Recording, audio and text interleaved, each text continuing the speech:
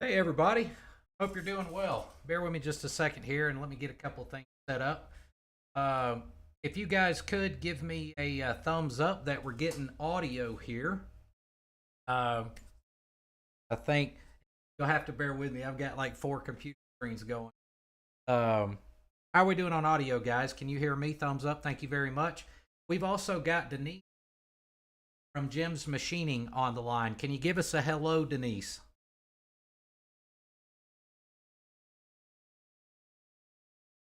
All right, bear with me, guys. Let me get squared away. Hang on just.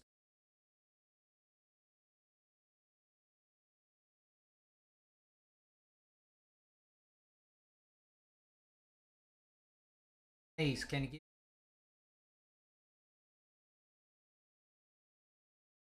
All right, hang on.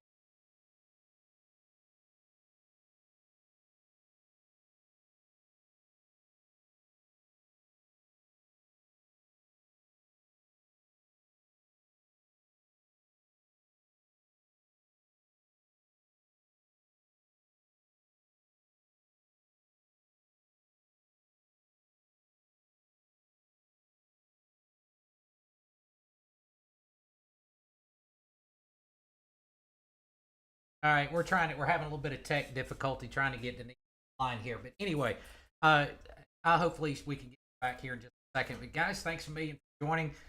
You can see the comments rolling here like crazy. Sorry, I haven't said hello to each and every one of you. Again, I've just got 4 or 5 screens going here at a time. Hopefully, you guys got an opportunity to uh, see the 6 minute video that ran on the GEMS transmission. Kind of covered gear. There's a lot of options out there with this type of stuff. And when it comes to transmission, pairing up a transmission with a and your riding style is incredibly important. So that's one of the reasons I wanted to do is to go through some of these things and be able to cover a lot of the technical because there's assessment, right? And so I want to make sure to answer all your questions. Is uh, you guys can you guys hang out? Give me just a second or two here. I'm gonna see if I can get Denise back on the line. I see her in the chat, but we're gonna actually call here.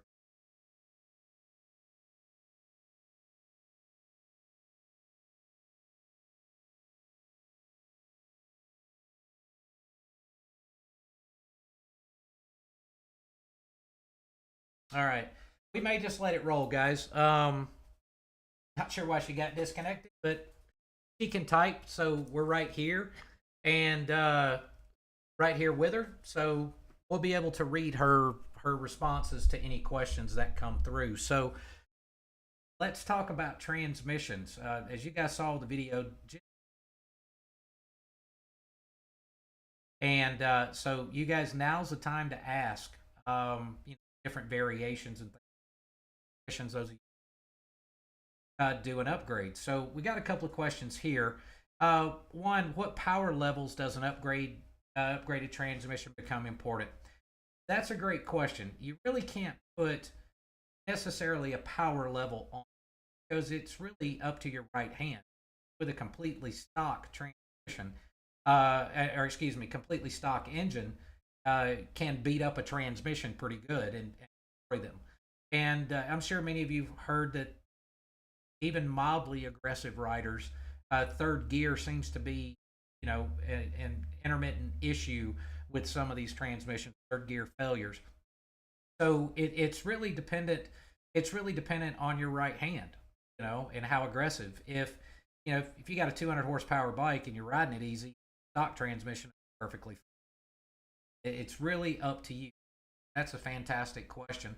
And can you run the drive over here? Can you run the Fat 5 overdrive with a factory 95 and a twin cam engine, or with a twin cam engine? You can run the Fat 5 with, yeah, the Fat 5 overdrive with a factory engine. But the thing about the Fat 5 is that Um, it's the broad gear ratios between. So it's it tends to favor more of an engine that has been built or a rider that is looking to shift left. That doesn't mind stringing out between gears and taking advantage of the full power range. So yes, you can absolutely run a fat. Understand, there's a gear drop between. You're gonna you're gonna spend more to get it up in RPM. So that's a fantastic question. The next one. Do I ever suggest a front belt pulley with fewer teeth? Bike likes 3,000 RPM. Find myself riding in fifth gear with a 6 speed. It's Yeah. I mean, changing the ratio. There's several different ways you can do it. Inside the primary, you can do it on your final drive to achieve whatever RPM you're after. There, some people will run a smaller compensating sprocket up front, and so there's a lot of different ways that you can do that, and that's definitely one way. Choppy audio. Let me address that real quick. Let me move the mic. Is that better? Is that better? Okay, there we go. I'll talk louder. Next question. Uh, would like to see Tremec make a 6 speed trans for a Harley. No kidding, Scott. I would too. I'd like to see Linko make one too, where I could just grab a grab a shift rod and yank on the thing. That's pretty funny. And Denise adds, it's more about the riding style than the power level. Right. So, how aggressive you want to ride largely determines the transmission. Now, an interesting thing though, a lot of times you can, as I mentioned in the video, you can build smaller engines with a slightly less power output. In other words, stay more suitable building an engine to a riding style with a little bit of safety margin if you're questionable availability, lower octanes, things like that. And you can make up a little bit of that power, or actually sometimes a lot, by putting in a transmission with ratios or changing final drive ratio. So, or either changing a final drive ratio with and putting in 6 speed to give you. So again, you have options and variables. It just takes an understanding of your engine and the power range of it, and also you being in tune for riding style and being able to communicate that. And if that relationship is good with you and whoever's doing the work or who you're from, then they should be able to help you dial that in and get the right gear ratio for you. So that's a great question there. Mike will bike. I like the different ratios as first gear, blip on the radar, not much pull on a stock 114.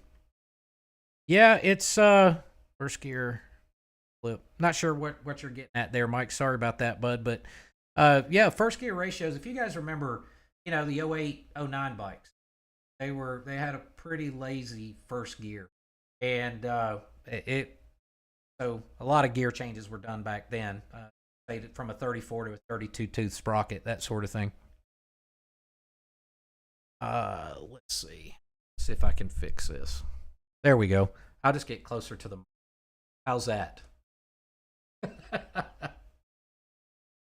All right, maybe that'll help. All right, let's keep going. How should a person shift from don't 95 blink? How should a person shift? Let off the gas or not?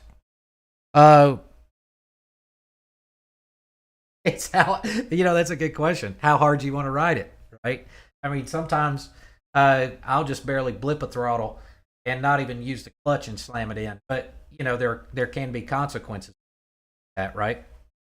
And so, but I'll go a little further than that. That also has a lot to do with power range, power range of your engine. Some engines like like that sweet spot 3,030. If you're making a shift at $4,000, drops $2,000, and you're right back into your torque range. So a lot of it has to do with just learning your bike also. Martin, love the torque, but I want more. You spoiled me. So Martin's got quite a nice build that we for him, and that's the interesting. Start getting more power, you always want more, and no matter how much you have, it's kind of interesting. So Flip and the Blue Buell. Say that 10 times fast, right? Does JIMS make a taller 6th gear for M8? At this time, they do not have a cruise drive transmission available for sale. Wink, wink. So that might be coming there, Flip. Brian, as much as you want. Well, there you go from Denise. You heard it from her. No more wink, wink. JIMS is working on a cruise drive replacement. No individual.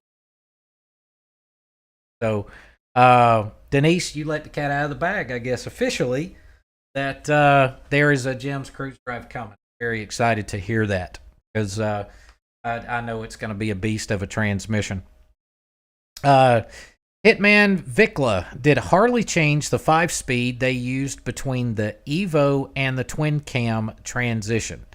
Yes, they absolutely did. Denise, what individual details can you give us on that? I mean, yes, there were significant changes, especially when you're talking transmission case, but you may be referring to gear ratios. So maybe Denise can chime in and answer that one for us in the text. The key differences pairs between and Evo gear sets. Eduardo, you're welcome. Welcome for all the videos and live chats. It's been a while since we've done. It's been nuts, but I'm happy. If you guys follow us on social media, art situation.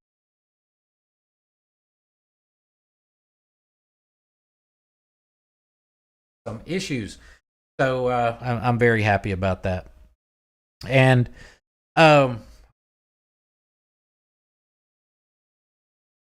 response here that question. So I'll tell you guys a little bit more about what I did on the curve bike, and a lot of this has to do with utility and really thinking outside the box on how you can use these transmissions. So like the on the curve bike, it is a shovel head, but I used a Softail Evo transmission, and I like the idea of the 5-speed. That transmission's just smooth as silk. And one of my concerns, because it's a bit of a heavy duty transmission too, but the way that I put the midshift foot controls on it and primary mounted the foot controls, I made a very short shifter arm because I went through the primary, real short shifter arm, and I was worried about how hard it would be to pull that up, and man, the thing just slides right into gear, and it's quiet, which is wonderful. But the way that I did that was just I used a excuse me, I used a Evo Softail inner and outer primary, and then I ran an internal belt drive, and the system just works fantastic. So on the next shovel head build that I do, I'm going to do the exact same thing. I'm going to run a Evo 5-speed, and I might just I don't know. I might run a 6-speed on it too. It depends on how I set up the engine. So let's jump back here for a second. So Denise, as far as the question on the Evo to twin cam transmission differences, changes in the case, the trap door, the bearing sizes from Evo. So yeah, in other words, one won't really bolt into the other. So I hope that answers that question. Road Glide Andy asks us, just turned 60,000 on a stock M8, getting a little noisy. Might have to come see you.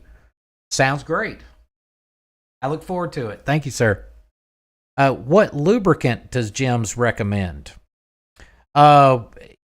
You know, I'll give my recommendation, and then I'll let Denise give hers and see where we land.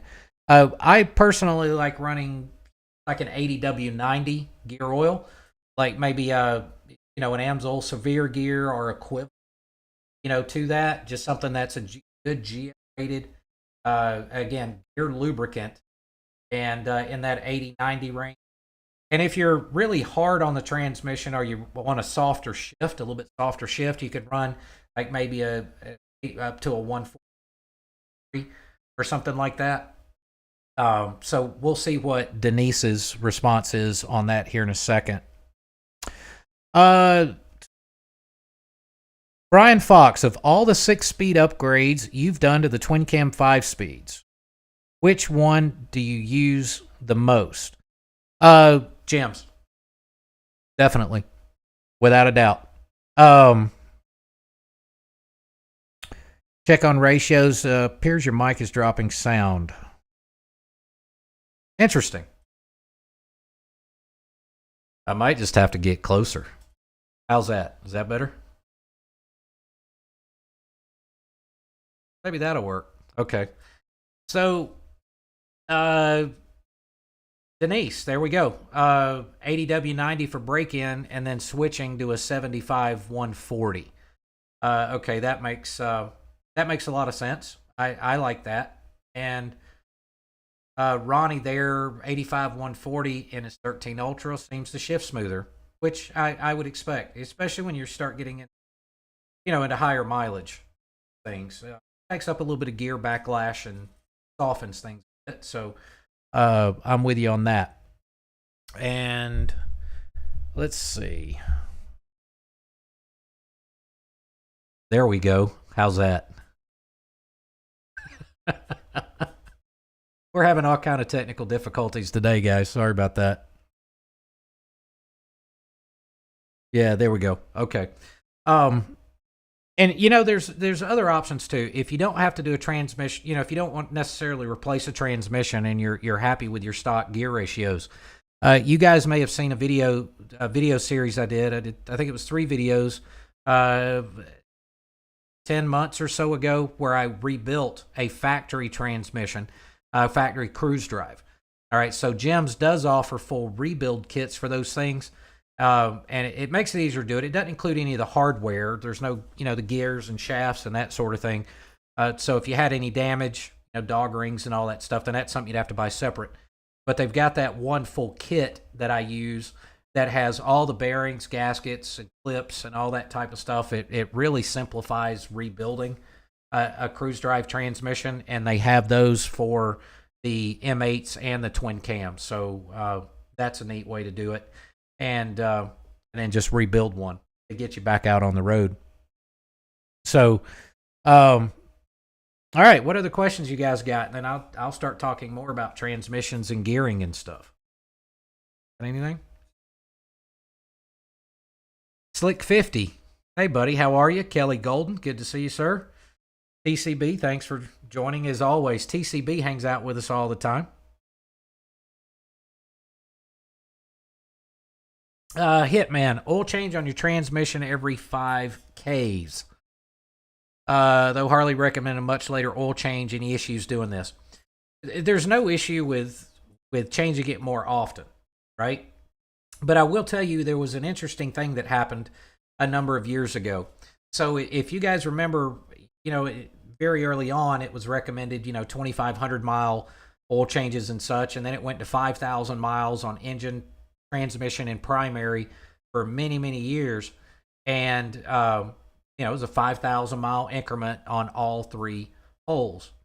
Well, I don't recall exactly what year it was. I want to say it was somewhere around 2014 or 15 that they changed that to a 10,000 mile interval, and the primary, and I think a 15,000 mile in the transmission. I don't recall exactly what it was. The interesting thing to me was that the recommendation changed, but none of the internal components changed, right? So we're basically dealing with the same exact parts. So what I think that was about was really possibly more carbon points, maybe, EPA type stuff, just to reduce the the waste product from the vehicle, earn more, maybe trade some carbon points or something. I'm speculating, but it's logical. Anyway, so that being said, if you're running a gear oil, and I'd like to hear Denise's take on this, what I've always done as far as transmissions go, if you're running a good quality transmission fluid and you're running at GL rated stuff, I will take every 5,000 miles and I'll pull the drain plug and just put my finger up in there and I'll look at the end of the drain plug. If I see any metal particulate on it at all, I'll go ahead and let it drain. If not, I'll slide the plug back in and top it off. But most of the time with a quality transmission and running, again, the GL 80 or 75 140, that type of stuff, after you go through a break-in, you virtually see nothing on a drain plug. And I've seen, I've done it around 10, 15,000 miles and still see nothing on a drain plug other than maybe just a little powder. So I would, choose your method, if you will. Doing it more often certainly isn't going to hurt anything. But, fluids are getting more expensive too. Let's see. Going to try Amsoil next, TCB. Yeah, Bel-Ray makes a good product too. There are a ton of there are options, right? But I've torn down a lot of transmissions and engines and stuff that have had Amsoil in them, and I just like what I see. But anyway, we'll move on. That's a good one. Ronnie Briggs, his 99 Evo Fat Boy shifting pawl broke inside the case. Does JIMS have an upgrade? Upgrade for just the shift pawl, or do you mean the entire transmission and gear set? TCB, thank you, sir. Eduardo, does Lucas Synthetic cut the mustard on the 5-speed 75W90? 89 the other at O2 stock. Lucas makes a good product too. I can't really necessarily heavily endorse one fluid over the other. I have a lot of bikes, a lot of engines, a lot of transmissions here, but there are always variations from one to the other. Anytime I ever see a specific pattern with something, then you guys know who I am. I don't speak ill of anything. But just pay attention to what I use. There's a reason I use what I use. And it typically always revolves around patterns from things.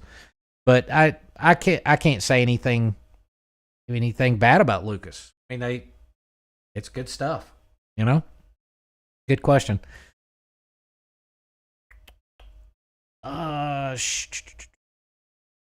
Thoughts on Redline shockproof, Jeff? Kind of the same answer there. I hate to be vague, guys, but not a bad one either, right? There are a lot of choices.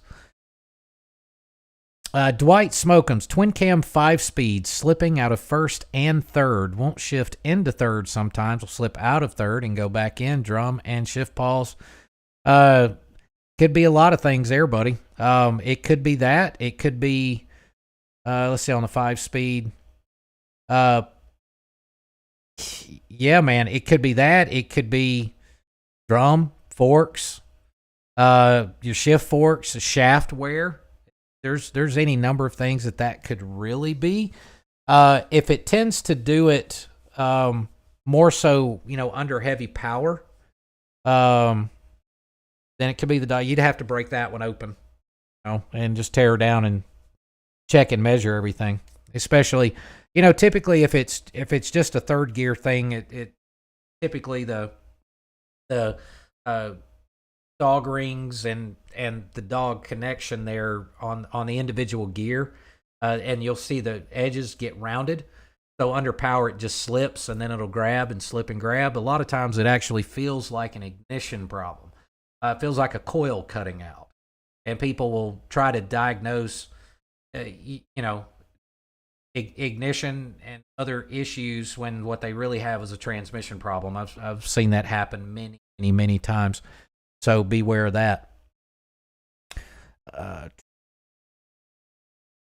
Well, you guys can see Denise's responses when she responds. You don't need me to read them to you, I guess.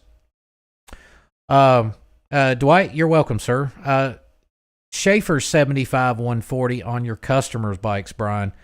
You know, I've been hearing about Schaefers over and over again. I've never personally ran Schaefers, but again, it's unless you've got millions of miles and a lot of collective data, it's hard for any person to form an opinion about lubricants, right? To a large degree. But anyway, so did you guys have any questions? So there's, you know, obviously there's a very broad spectrum on this transmission thing, right? So between the 5-speed and 6-speed. So let's do a quick review. I don't know if we've got any bikes there. Any guys on here that have old bikes, but the 5-speed and 6-speed conversions for 4-speed frames, which is pretty cool. And then the 5-speed and 6-speed for 5-speed frames. Then you get all the way up through the twin cams. And I'll tell you guys too, since now that we know that the cruise drive is currently under development, then I think we're going to stay on top of that. And what we'll do is when, you know, multitude of testing and decisions are made and stuff like that, then I think I can talk the folks, the kind folks at JIMS, into letting us be the first ones to potentially reveal that cruise drive transmission. That would be fun, wouldn't it? Let's see. I put transforming seafoam in transmission, ran it till shifting got hard, place fluid, got it back to normal. Anything else you recommend? Christian, I'm not judging you, but I've never heard of anyone using seafoam trans formula in a Hurley transmission. That may be a common thing, and I'm just not aware of it. But I've never heard of that. So if interesting. Okay. Eduardo, O2 Dyna, outer primary, the drain plug with the O-ring leaks a drop or two. Any ideas how to cure that? Sure. So on your O2 Dyna, on that outer primary, you probably have the very small plug that I believe is going to take a T27 Torx to remove it, right? You talking about the small one, or are you talking about the larger one? An O2 might have the smaller one. So what you would want to do there is use, a lot of people put Teflon tape on, right? But I actually like to use a white pipe dope. You know, you get at a plumbing store. So I put some of that on there, and then you can use that little, I think the factory O-ring on those small ones is kind of a brown color. And you just put another O-ring in it and snug it in there nice and easy, and that should take care of it, unless the thing's completely stripped. Yeah, it's the small one. So a little bit of pipe dope on it along with the O-ring, and that should seal it up fine. And yeah, that'll probably take care of it, unless it's stripped out. That's a different story. Time cert it or something like that. Dwight uses Teflon tape. Yeah. Okay, cool. All right, guys. Have you guys got any other questions for me? I figure I'll take about another, we've been on for about a half an hour or so. So let's do a quick 5-minute. Let's see. Actually, I used to do those. Y'all remember when I did that on the live videos? I can't even remember what I called it now, but it was a just like a 5-minute fire them off kind of thing. Since I've got all you guys on here, and I can answer your questions at 6:37. We'll go to say, 6:45 or so, and we'll do a lightning round. That's what it was. That's what I called it, the lightning round. But let's start with, if you got any gearing or transmission questions, because definitely want to talk JIMS while they're here, and Denise took time for us. So, all right, let's do the lightning round. Let me put my glasses on here. All right, here we go. Carrie Lewis, tools required to flush and maintain brake fluid at ABS twin cams. Tools required, you can flush brake fluid but you can't do it completely because you need to have some sort of tool, either a twin scan from Daytona Twin Tech, or Techno Research, some sort of system that you can cycle that ABS module to flush it out and flush out the module. A twin scan is going to be the least expensive way to do that. Twin scan ABS. If you'll reach out to me, Carrie, I can help you out with that.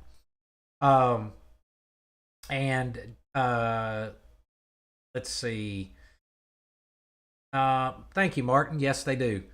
Lightning round. There we go. TCB remembered. Neat's answered. Slick 50. How was the rum? Spectacular. Thank you very much. I appreciate that. Who makes the best big bore cylinders? Oh man, Road Glide CC. Don't ask me that. I've been dealing with cylinder issues for a year and a half almost. So we'll talk about that. Okay. We don't even want to hear. You're welcome, Eduardo. Is there a difference in porting a twin cam head between a 103 and 17 build? Yes, there absolutely can be. We like to do each build a little bit different here, but there's a lot of, could you build a head for a 103 and put it on a 107? Yes, you absolutely could, but there's a lot of factors into play, valve sizes and all this other stuff. It really just depends on the whole engine, and that's a tough question to answer. But yes, they could entirely be different. So, let's see. Thanks, Denise. Worries just one. You do ESP warranty work? We do. We've been doing that stuff for years. So if you wanted to reach out to me by email on that one, then I can certainly help you out with that. It depends on what warranty company you're with and all that type of stuff. I'd say pretty much all of them, yes. Upgrading an 88 or changing the engine? Largely depends on your budget and your goals. Often, how far you want to go with it. The 88s were good, reliable engines. Often, a really nice rebuild, some porting work, bump compression, bump displacement a little bit, and have you a nice little engine there. It also depends on the year of the 88, condition of the crank, and that sort of thing. So a lot of factors to be able to answer that question. So in other words, what I'm getting at, depending on how far you wanted to go and what your budget is, you can often build a really nice 88 for far less than replacing the engine. Just depends on your goals. Best header for a 107? I would say pick the one you like the look and the sound of first. And then whoever built your engine understands what cam you're running, your riding style. See if that pipe fits the build. Okay, that would be my best suggestion. Barry, do we sell engine kits like 107 twin cams? We absolutely do. We haven't updated our website in a very, very long time. We've been so busy doing work. So it's best to just shoot me an email and then we can go from there, see what can put together. Can you please move your whole shop to San Antonio, Texas? Well, thank you, Ardor. I love the city of San Antonio, actually. It's a beautiful city, but man, the heat. I don't know if I can do it, but thank you for the kind words. All right. Is the M8 Touring top front engine stabilizer needed? Any issues running without it? I would keep it there. Absolutely. I wouldn't remove it because the way the M8 is in the frame, you've got rubber mounts down on the bottom. You got to have something in there moving around. So yes, absolutely. I would keep that in there. Alan, at an 80 FLT now for 38 years. Good man. 350cc battery, new gear, starter, new cables. Still has hesitation on startup. Excuse me. That can be a lot of different things. I don't know if you mean as like a mechanical hesitation as your starter. Got a problem with the starter, or a kickback or something like that. It got new cables, everything else on it. You've got the right equipment. So it could be an ignition timing issue. That's one thing to consider. If you've got too much advance, that can make them very difficult to turn over. So actually too much retard can make them start lazy too. And what do you think about venting oil from air cleaner into the transmission? Nope. I would not recommend doing that. Eduardo saying timing spot on. You know what? I'm going to answer that question, and I'm going to say, guys, that's probably going to be the these last two questions right there from David and Jeffrey. I'm going to answer those questions, and then we're probably gonna cut it off for tonight, guys. I got to get home and eat. I haven't eaten today, and I'm hungry. I've been up for actually 12, 14, almost 14 hours now. Close. So let me answer that question, because that question keeps coming up over and over and over from David. What do I think about venting oil from the air cleaner into the transmission? Let me explain. How many of you guys, give me a thumbs up, how many of you guys watched my latest video on blow-by and crankcase ventilation for the M8s? How many of you watched that video? Now give me a thumbs up. If you haven't watched that video, I encourage you to watch it. All right?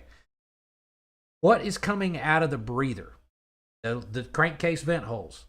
We need to understand what that is.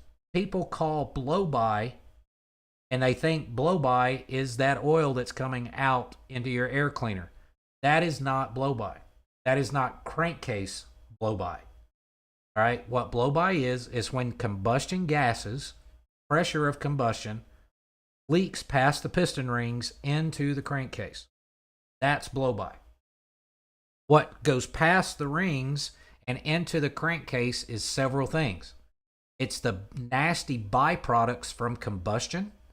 It's all the byproducts from burned fuel. It's also fuel vapor that gets past there, especially if a bike is running rich. Okay? So you got fuel vapor, you've got all of that, you got the nasty stuff from combustion, and then you have the moisture. Actually, moisture, humidity, water is a byproduct of combustion as well. So you have the humidity in your engine case and all that type of stuff. All of that is inside the crankcase. That is what vents that heavy air. When that stuff is in the crankcase and the crank is spinning, that air is down there and the oil's coming down, the air gets heavy. So the oil molecules in the air, they kind of mix together and it turns into oily air. If you had it flowing and you put your hand in front of it, that oil would condense and you would feel the oily mess. Everybody follow me? All right. So what happens is that heavy air mixture goes up your pushrod tubes through the head. And as it's going up the pushrod tubes and out of the head, it condenses and the oil and air separates. That's when you get the oil in your air cleaner. But it's nasty oil. I would not take that, run it back to the transmission cover for it to drip down into your engine oil. All you're doing is contaminating your engine oil. Does everybody get that? So if you were to take your breather, instead of venting it to atmosphere, vent it to a catch can and let that go for a few rides. And when you drain it, you will see this milky brown, just nasty goo coming out of it, right? So imagine all of that. It's no different than taking what's in your catch can, opening up your dipstick and pouring that waste down into your oil tank and putting your dipstick back in, right? So I would not recommend doing that, right? If the goal is to get all that nasty waste byproduct out of the engine, then that's what we need to do. Not circulate it back in it, put it in a catch can. There we go. Thumbs up, everybody. We got that? All right. Excuse me. All right, the last question that I said I was going to answer. Let me scroll back because let me look over here. Bear with me, guys. Where's it at? Got a mouse around here somewhere. There it is. All right, Jeffrey asked, my thoughts on 70,000 miles, 2010 Ultra Classic, never had the right side case off to check anything. With 70,000 miles, I can't say that I would completely tear an engine down, but it wouldn't be a bad idea to open up the gear case check crankering out, look at the cam bearings, look at the cams, check the lifters. It wouldn't be a bad idea to check. And the reason I say that, it's not a waste of time and money, man. You guys that have ever, spent time watching all of my engine teardown videos, you'll see how often I get surprised. I have seen engines that seem to run fairly well. And then when you get into those things, you realize that you're right at the point of a catastrophic failure. To the point that rods, you guys seen it on the videos, to the point of connecting rod is, I'm holding it and it's completely nearly stuck, but yet the engine ran with no noises.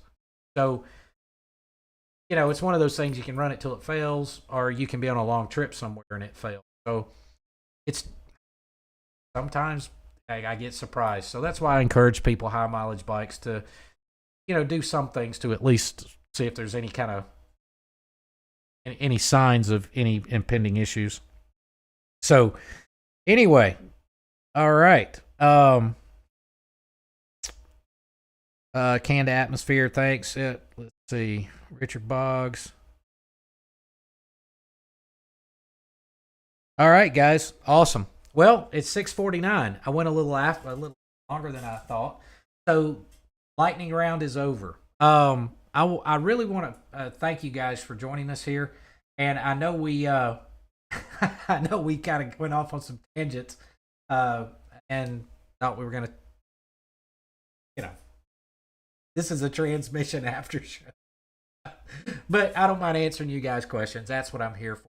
So if you do find that you have any more questions on the transmission stuff or anything like that, the whole idea, guys, is just to let you know you do have more options.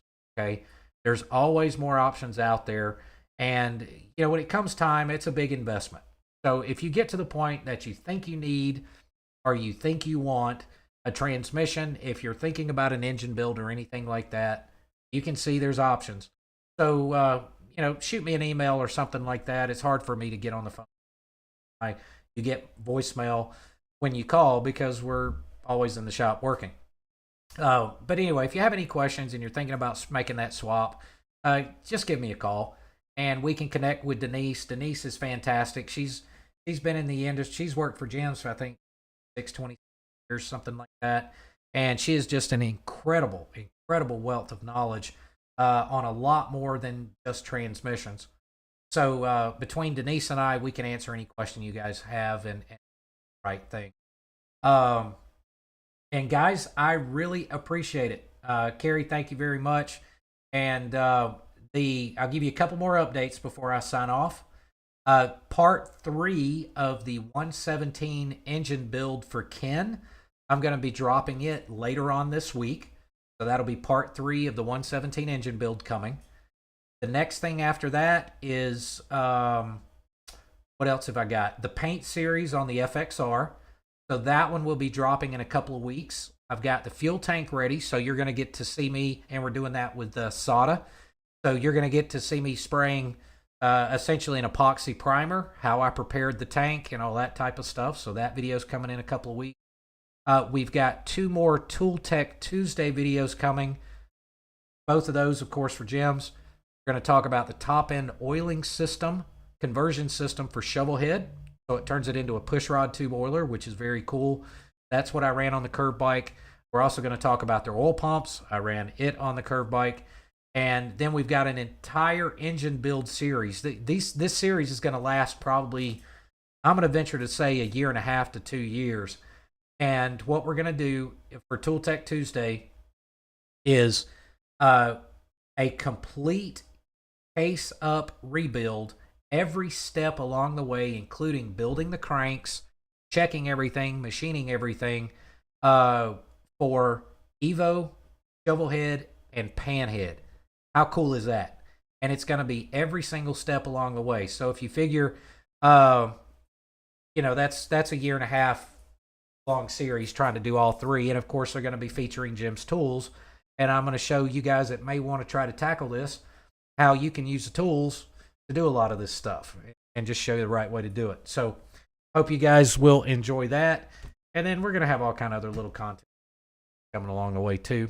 We're getting ready to start another batch of engine teardowns, so I'm sure I'll prop up a camera and do some teardowns there. And for all of you channel members that are on here, we're also going to do some quick pop-up videos throughout the week over the next few weeks. I'm just going to prop up a camera and let you guys join me along the way and ask some questions on all kind of different operations in the shop. And we're going to do that for all channel members. Thank you guys again for your support.